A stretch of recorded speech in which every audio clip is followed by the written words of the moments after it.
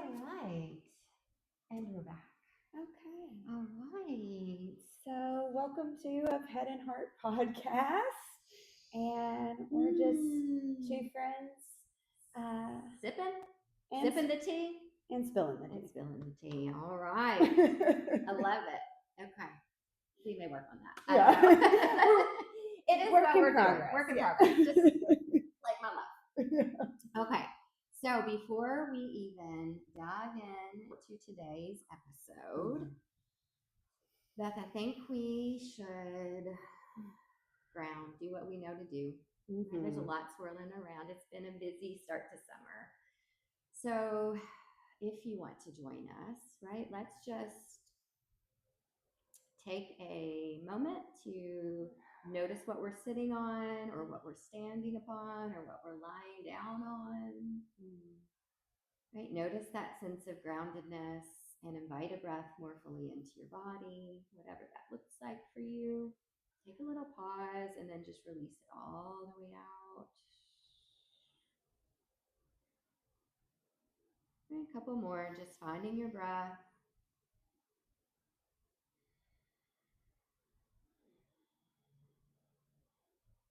Giving your body and your breath a chance to meet each other in this moment, to ground and to open, to release if you need to. All right, one more.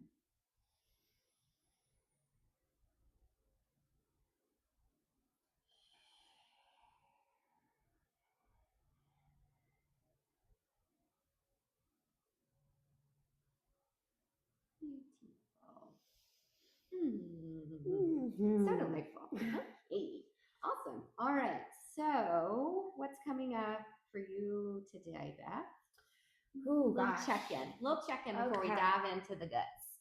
So for me today, what's coming up is transition. Okay. So transition in a lot of areas of life. So with the passing of my mom, that was a huge transition that I'm still working through, even 7 months later. But also we're in the process of moving. So that's a big transition as well. So I think for me, that's a pleasure and a peeve. I love routine. I love really. I'm tempted to almost get rigid sometimes with my routine. I like it so much. So it is a little bit of a peeve right now because it's ungrounding, right? But it's also a pleasure because it's such a beautiful move and transition for us that there is a lot of excitement, and so it is a pleasure. So I'm going back to the and both of it's a pleasure and a peeve right now. And I think just reminding myself, and we'll kind of talk about this a little bit more in our larger conversation, but to go with the flow, to embrace more of water and air than just trying to ground down entirely. So embracing that a little. Okay, so transition. And I mean, how funny that you said flow, because what is my pleasure and peeve today? Here we go. So I have so many things I could say. I was maybe going to talk about the squirrels, but I'm not. I'll save that for another day. I wanted to talk about what is coming up for me is that I started my period yesterday. I'm on the moon. And when I was going in to, if you don't know me, if you haven't been around, I've been tracking my cycle for many, many years. It has been so eye-opening to habits and tendencies in the way that I show up. So I highly encourage, if you aren't paying attention or noticing how your body is responding throughout the cycles, it is really fascinating. I've learned a lot about myself. That's a whole other conversation. However, what was interesting when I was putting it in, I have it on this app where I keep track, and when I went to put it in, there was this quote at the bottom, and I'd never heard it, and I didn't write down the quote. I wish I would have, but I did go back and try to research a little bit because I wanted to report on why this is a pleasure and a peeve for me right now. So this person's name, I'm probably going to get it wrong. Please feel free to correct me, you guys. I'm doing my best here, but it translates in English as, if I can read my own writing, Pliny the Elder. I think that's how it says. And he was this Roman author, naturalist, naval and army commander. I have written down 24 AD, so I think that maybe was when he was born. I don't know. But he created this book of natural history, which kind of leads us into what we know today as the encyclopedia.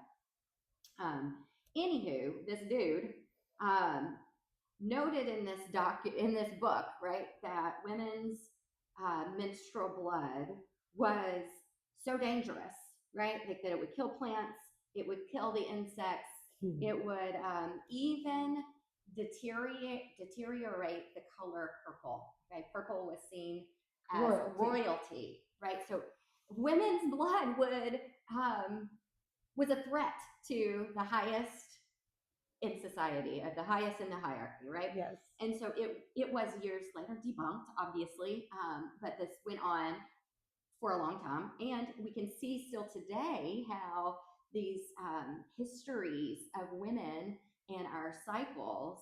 Yeah, there's a stigma. There's a stigma to it. And so what I wanted to speak to, that is a peeve, right? But the pleasure for me is like, this is not true. Like, yes, we can be emotional and hormonal and there's changes that happen. But what has been true for me is that the opposite of that is that when I start my period, when I'm on the moon, I have this rush of energy and flow and creative spark. And well, I mean, listen, it goes right, it comes back down, but it's not this scary thing. It's this like, but again, look how you could look at that, right? How that's powerful, like to be in your energy of creation and creativity and aliveness, how that could threaten other people. Yeah. So that is random peeve and pleasure for today. That was literally what was coming up and out today. So welcome to A Head and Heart, where we sip the tea and we sip the tea of all the things. So yeah, both can be true in a lot, right? Both can be true, but that is just interesting. So that was what was on my mind today. And so what I thought we could do is we're going to kick it back to the last episode because we had such beautiful response of support and love for sure. Thank you so much for that, for listening, for sharing your feedback. But we got one listener question that I wanted to share and us just kind of unpack a little bit. Yeah. So do you want to read it? Sure. Okay. I'll read it. Okay, so our listener said, I took a listen to your podcast. Great convo. Curious if you will expand on the grief and loss of your mother. Sorry if your loss does not seem enough on this sensitive content, but will you ladies be open to share how that anchor loss affects you as a person? Sorry to ask you to walk through this again, or if it's too soon. It's just something I see other people struggling with, and it's hard to articulate what is happening to their stability, their grounding. I don't even know what you would want to call it, shaken, upset. Keep it coming. Thanks for sharing. So the thing that jumps out to me the most from this comment is the piece of anchor loss, right? And that's really, I couldn't coin it a better thing, honestly. Like, thank you, listener, right? It is an anchor loss. So this is a loss so deep that it hits us at our roots, our figurative anchor, right? And so the thing I was sharing with Julie before we kind of started talking more formally this morning was that this comment kind of brings me back to the thought of like, there's so many people who have lost a parent that I've connected with now. And one of the things that they constantly say is like, nobody can tell you or prepare you for this type of loss until you experience it. And that feels so very true to me, right? Like there is nothing in my existence that could have prepared me for what this loss might have been like. And part of that was the idea of it bringing me to my knees, right? There was one day in particular that I was supposed to be back at work.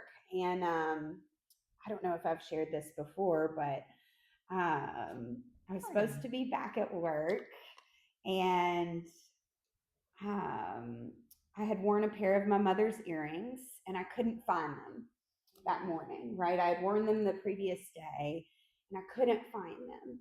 And I mean, the level of panic and grief that ensued in my body over the loss of an item, right? I literally fell to the floor on my knees in my bedroom crying and had to call a friend at work to cancel my schedule. I was so distraught. And I think that to me really supports that idea of this anchor loss, right? It is so deep down in the system, right? And we of the yogic community might call this a root loss, right? Like when we look at the root chakra, that's our safety, our stability, and it's these early childhood experiences. And a parent is our foundation, right? And so for me, this root loss, even before I had lost my mother, I was talking to my own therapist about this idea that I couldn't ground. I kept trying to ground and I couldn't ground, and I was just so distraught. And my brilliant therapist said to me, Beth, what if you tried to flow instead of ground? And it was, like it changed my world in my grief, right? What if I leaned into water and air and tried to flow with these circumstances instead of trying to ground down in a circumstance that is ungroundable? Like when my mother was in the hospital and I was caretaking, right? Now, post loss, I could definitely begin to ground, right? And I think I'm still regrounding, right? Even this week, I said to a coworker, "Oh, I'm finally starting to feel a little bit more like myself." Right. I heard like in the beginning, you said still 7 months later. Yes. And I'm thinking, it's only 7 months. Right. Like that's what I'm like, I got chills. Like 7 months is not very long. And it's like, it's not, I'm not going to like, it's your experience. And yes. But I heard that, I was like, oh, well, that is, it's not still 7 months. It's like, wow, it's only 7 months. Yeah. And this idea that we would like be expected to be whole after such a foundational loss, such a root loss. I don't think there's a time. I'm not saying there's a timeline. Yeah. I'm just saying like even the conditioning of like the expectation that we're supposed to be somewhere. That we're supposed to be okay. That we're supposed to be okay by a certain amount of time. It's like wild, yeah, right? Unheard. I mean, like. So to that point, my sweet husband, after I had lost my mom, he started consulting the Emily Post books of etiquette to see what they said about grief over the years, right? Because there's updates to this book of etiquette. And right, the current book, the current iteration said that it was about a month that people expect you to be back to yourself after about a month. And I'm going to tell you that for me, at a month, I was just waking up to the true depths of my grief. I was just coming out of shock. Yeah. And I see that so much in my practice as well, right? That after about a month, when people have kind of left us alone, right? That we are just hitting the true depths of the grief because we're have the space to do so. So I think your point of, me saying it's, 7 months later, right? And you saying, oh, it's only 7 months. It's this contrast between what the body calls for or needs and what society expects. And it's just so vastly different. God. So different. I love that. And I know we had talked about early, like I shared this like right away, I think after she sent that, and we had some conversations around it too, and it feels important. And it may be in there too, and I'll pull up how I responded in a minute, but and if not, it's okay. It's important. Is this, you mentioned Jerry and the way he showed up and what his what he felt like he needed to do to show up, right? It was to kind of lean in and find a resource. And I remember saying to you, I like had this reading her response or her question, this flood of like remembering how people showed up for me in my grief. And one of the what, right? Like it makes me want to get teary-eyed now. Is that the people who didn't know how to, but were trying so hard. Yes. Right. And it was so beautiful to watch, like, and to be able to say, there's nothing that you can really do. And I see you wanting to, right? I see you wanting and needing to help me. And I think I just need to know that you're here and the space.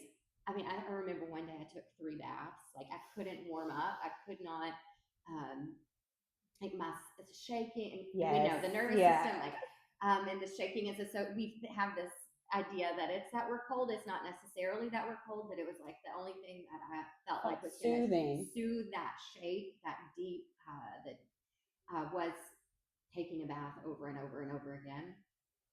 But it was this, like the tenderness in Mark when he met me in the unknowing of what to do. But that love of like, God, seeing somebody that you love hurting, and they're hurting too because they love the people, right?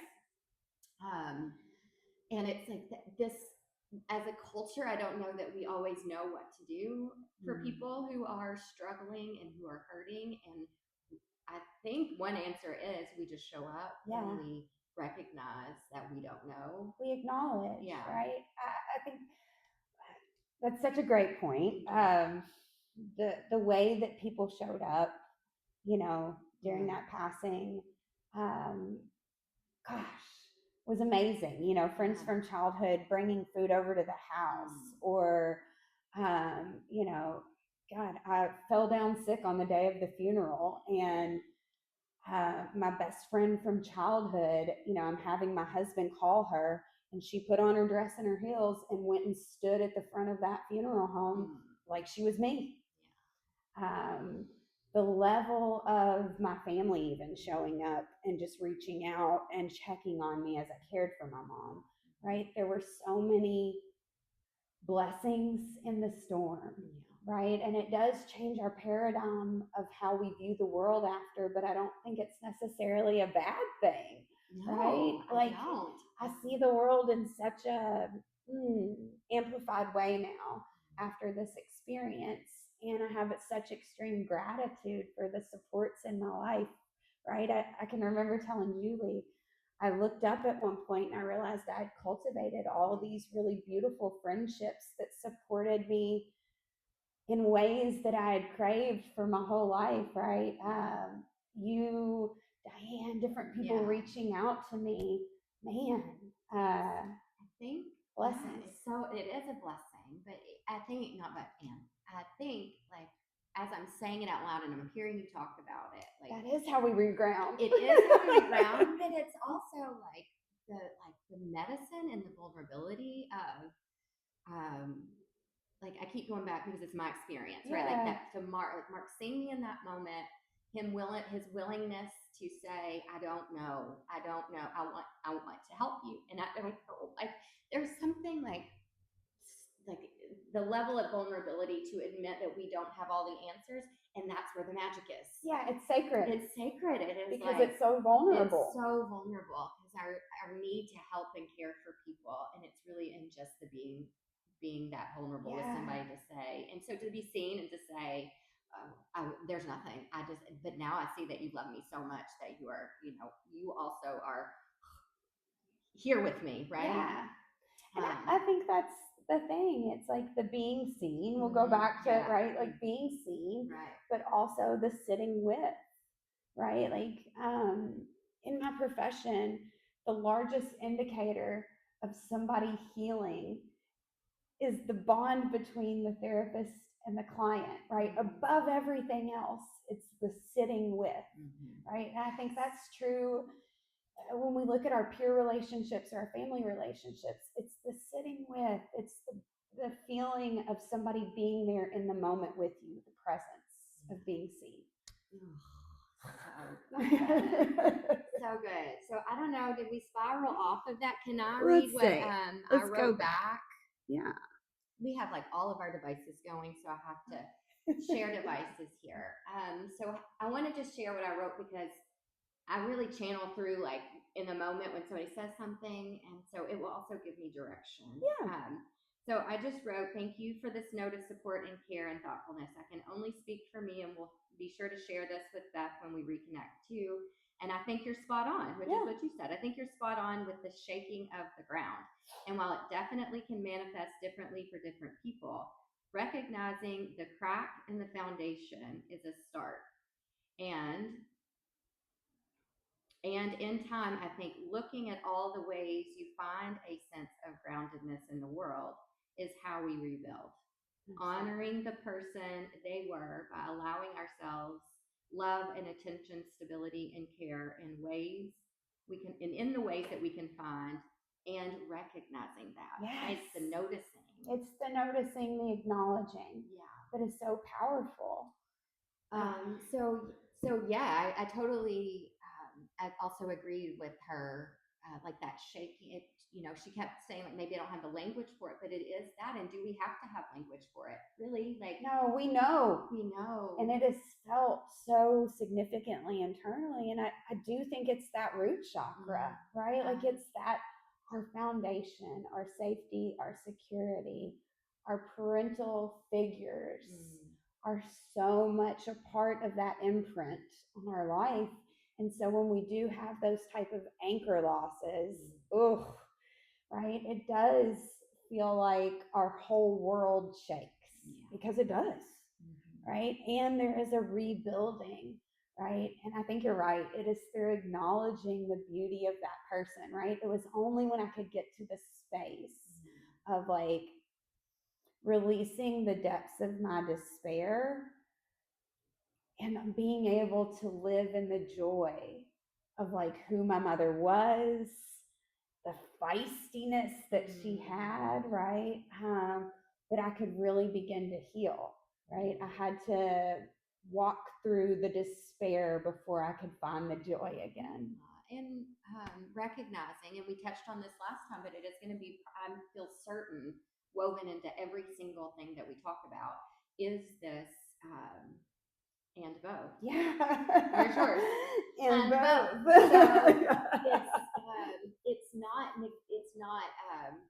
So it's not abandoning one to find the other. It's both. It's both, and it is this recognizing and noticing, not turning away from. Like something you said earlier made me think about, what has been true, a truth for me along my journey, along my practice, is that the more we resist something, right? The more it persists. The more it persists, but it's even more than that. It's like the resistance that like is harder. Yeah, it builds up.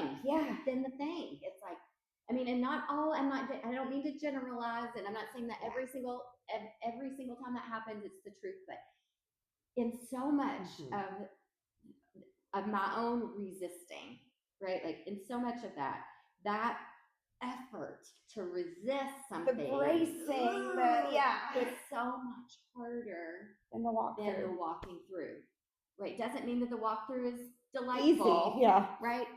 But that tension is which we know, right? We know physically in our bodies, the tension is no fun. That's what we're trying to release, right? With our breath. So it's like the same kind of thing, that energetic resisting is manifesting as physical tension and all the things.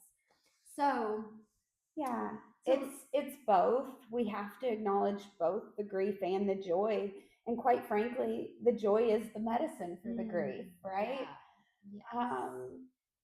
So that kind of transitions it does us. transition us. And so I do want to, like in that question too, I felt like the antidote, the medicine is in the recognizing and noticing, but in the honoring of love, like celebrating the loved one or whatever it's past. Like we have to remember that same kind of love inside of ourselves, but in the wider world. And it's like, where do we how do we see that, how do we find that? And so that is also in noticing, right? And it has been, and if you've followed my journey, I've talked about it many times. It was a pivotal like place on my timeline of like shift.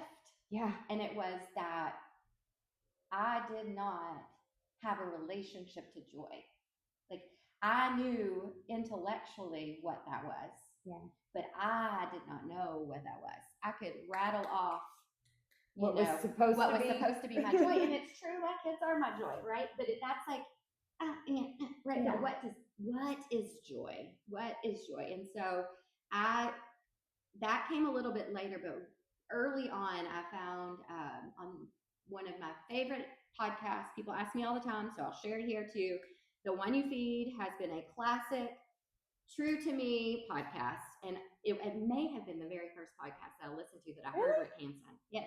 So I wanted to share that on this episode with this dude named Dr. Rick Hanson, he was talking about neuroplasticity and how there's so much to this, right? But what I like to try to do is find the simplest, most digestible nugget that I can take, swallow it down, digest it, embody it, and see what happens, right? Like, so it can lead you into so much more. And what that was for me in that episode was our brains are hardwired, Velcro for negative on purpose. Like this is how we are built. It's for our safety, right? And that we have to train our brains to see the joy, right?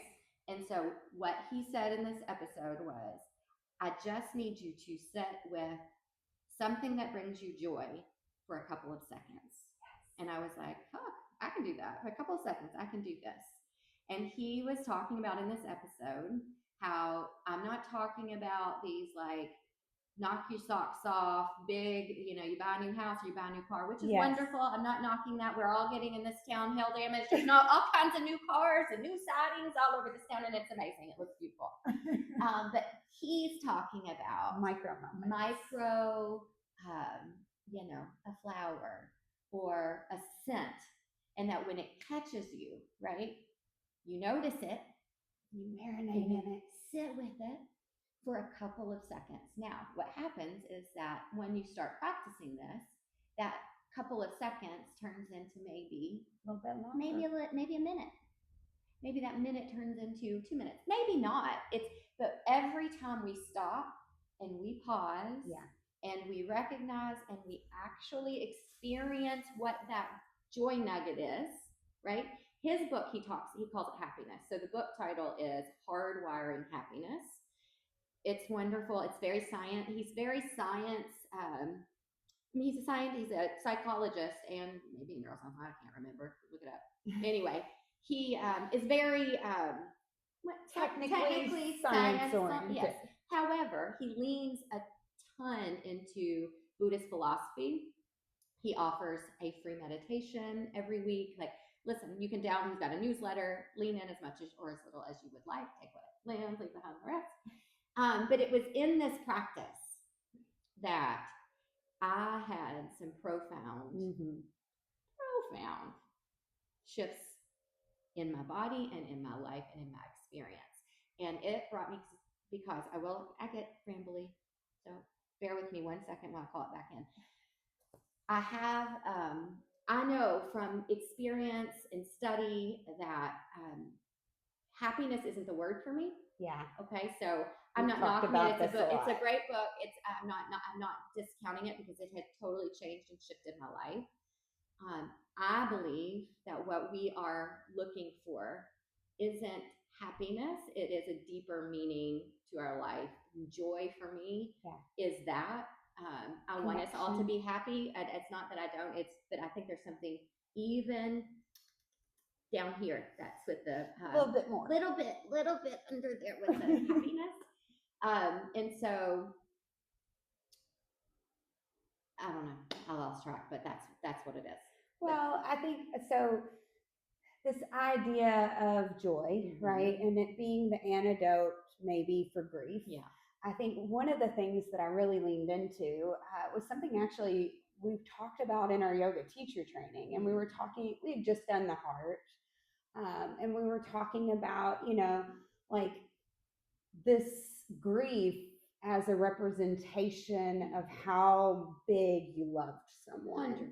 And I think that was a turning point for me in being able to identify the joys, was like, this grief actually is my joy, right? This grief is a representation of how big I actually loved somebody, right? And so it allowed me to pivot and kind of turn into, okay, well, what were all the really cool things that I loved about my mom, right? And beginning to lean in. And part of that was her feisty voice, right? And using my voice a little bit more unfiltered, right? Was part of honoring her.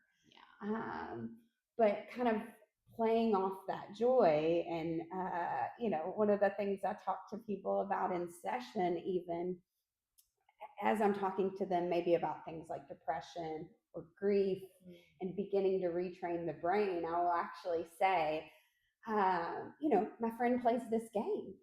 My friend plays this game where and this friend is Julie, actually. It's this friend, right? I was like, okay, where are we going? Yeah. My friend plays this game where anytime she finds something that looks like a heart, she stops and takes a picture and she marinates in it for just a moment, and she experiences some joy, right? And I will tell them it could be a leaf, it could be a flower, it could be a water spot on the concrete that looks like a heart, and she's going to stop and experience the joy for just a moment. And do you think there's a way that you can apply this in your own life, right? Because these micro moments, they are the healers, right? And so I'll ask my clients, like, what are your micro moments? What are your little hearts, right, along your path, right? That makes me so happy. I mean, I love it. Julie, you're in my session. I did, like that was a definitely a direct tendril from that practice, right?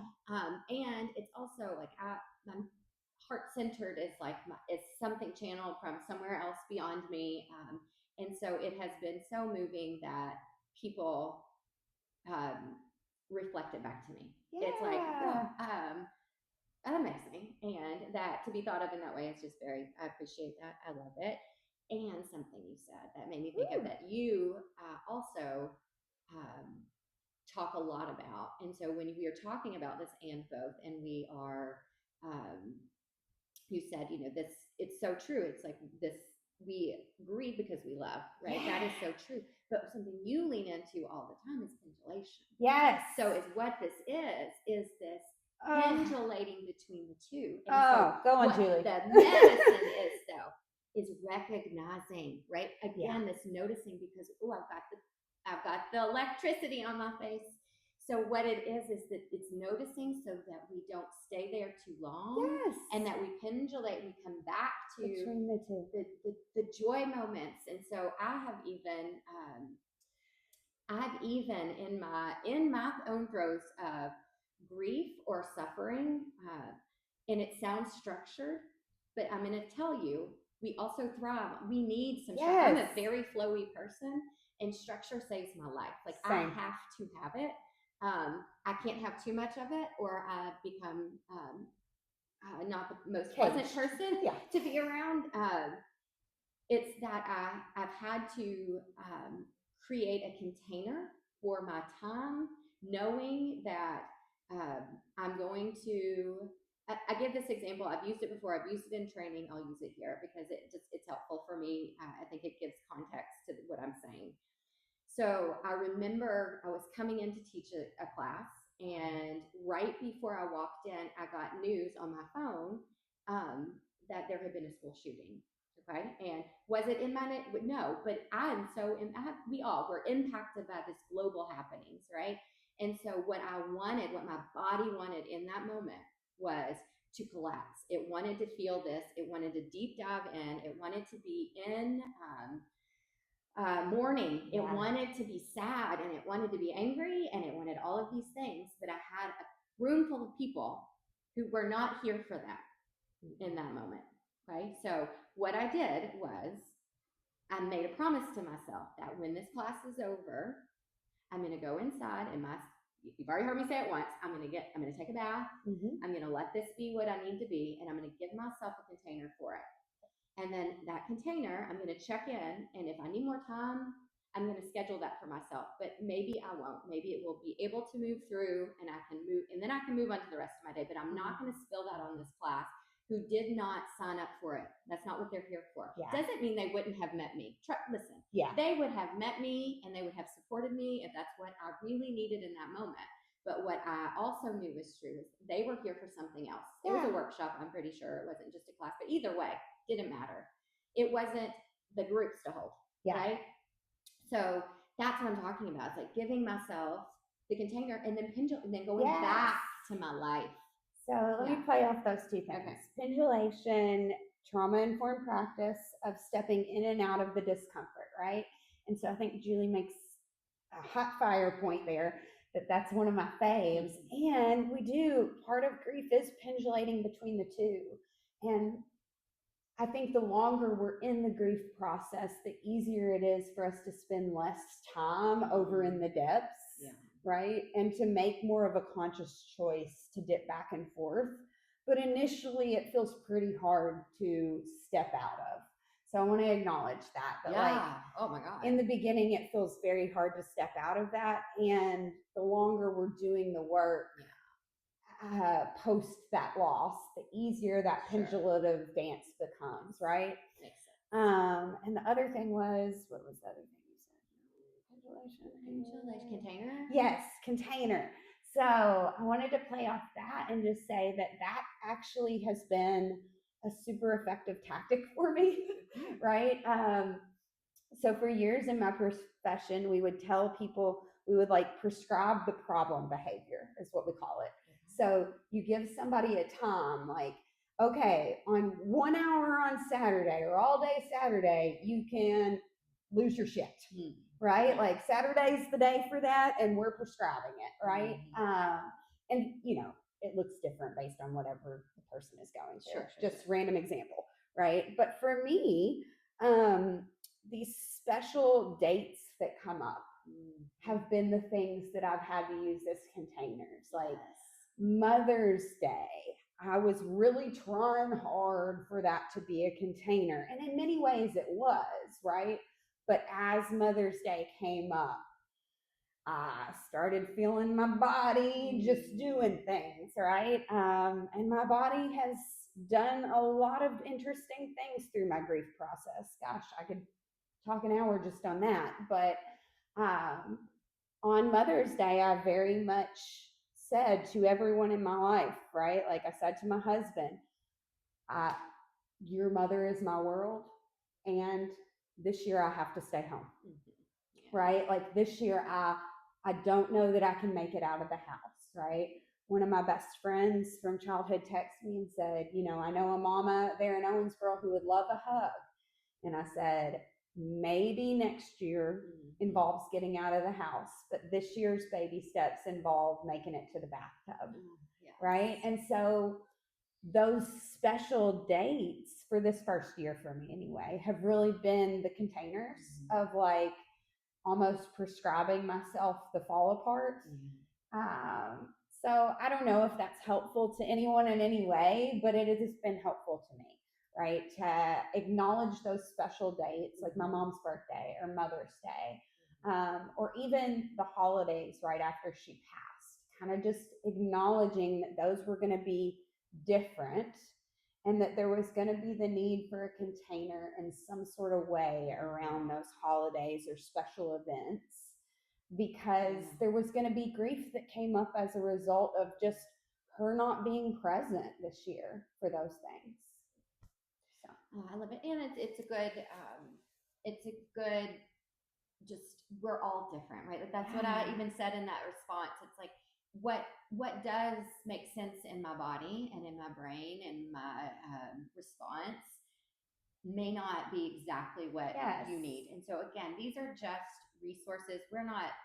We don't have the answers. No. We are not telling you how to show up. We're just sharing the ways that these tools and resources have impacted our lives. And what's worked for us in our journey. Yeah, and what doesn't. I mean, it's okay. Like we are super close, and we may have super like different things that work and some things that don't work for us that are, and it's okay, right? Like these are just resources for find what works for you, leave the rest behind. And I think that's true for everybody. It's like this isn't a one size fits all approach in living more embodied. Right? It's about finding the resources, the coping skills, whatever you want to call them, that feed your soul. And that can be different for all of us. So different. I love, I was watching this online event. There's this movie called The Eternal Song. Jess sent it to us.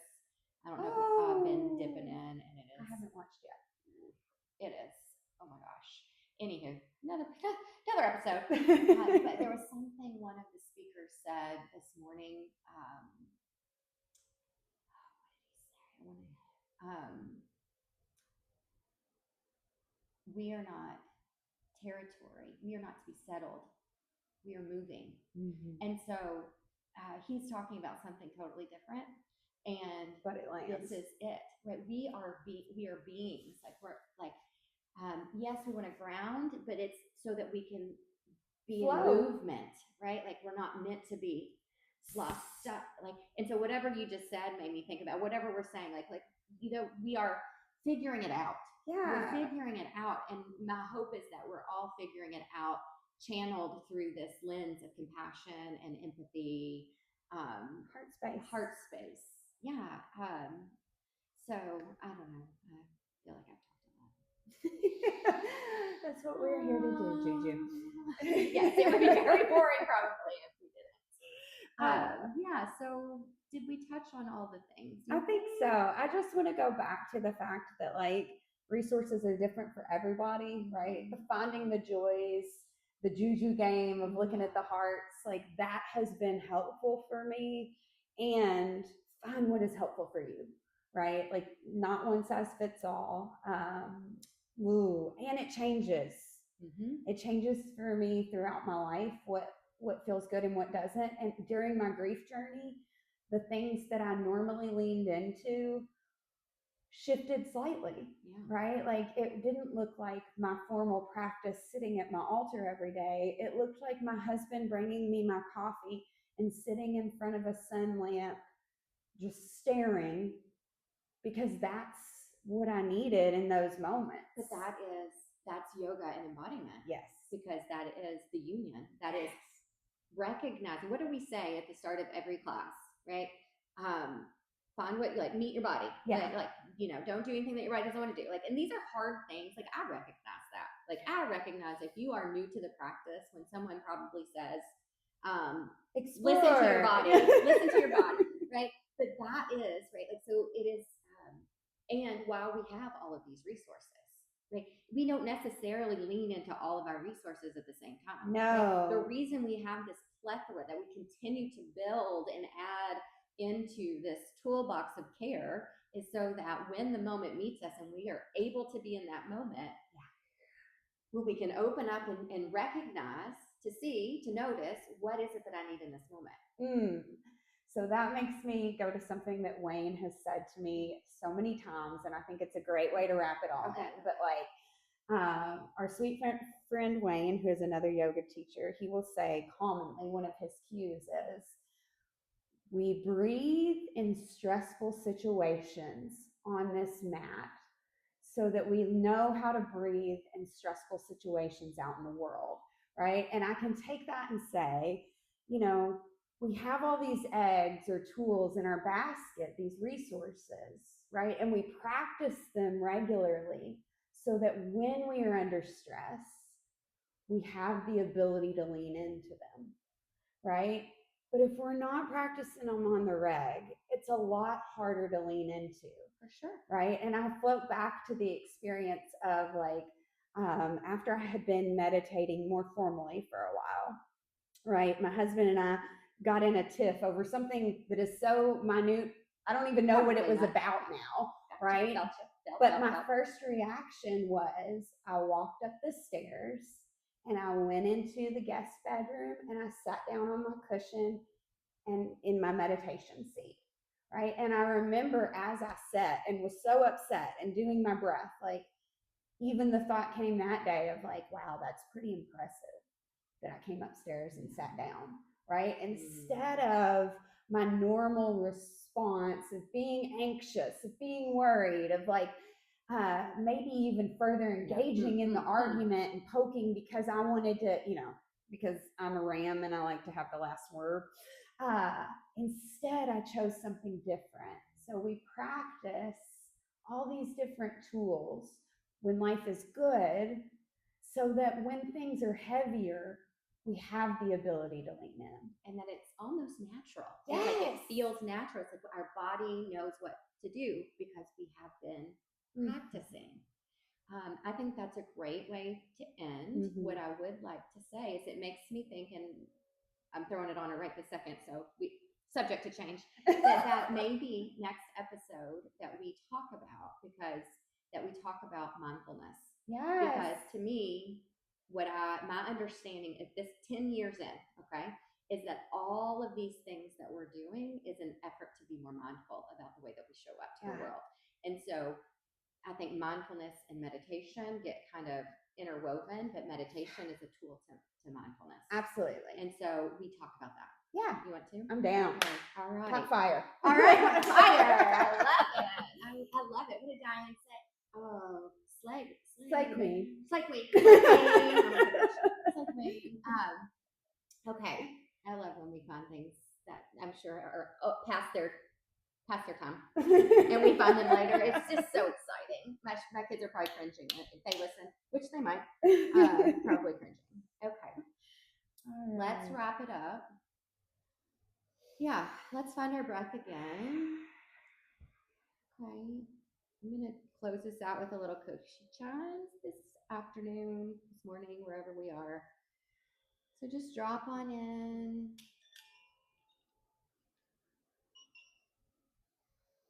Notice again the sitting bones if you're in a seat. Notice your feet if you're standing. Maybe notice the length of your spine, if there's any room to create some space between your shoulders and your ears. Notice the crown of the head without touching it, and see if you can just bring your breath all the way into the body without forcing it. Give a little pause. Exhale it all the way out.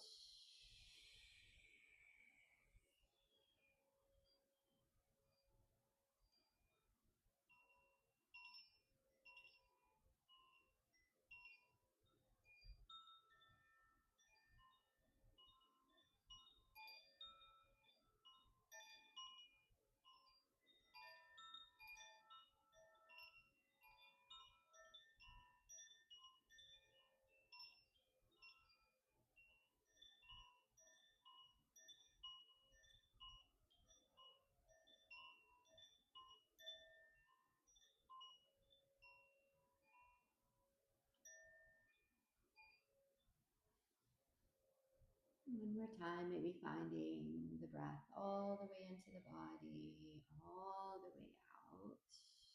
Just kind of sealing in this chat,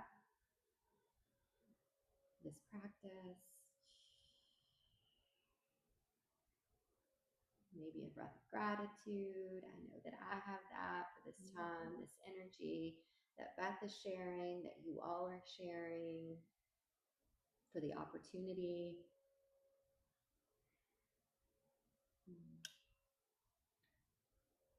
Thank you so much. Until next time, namaste, my friends.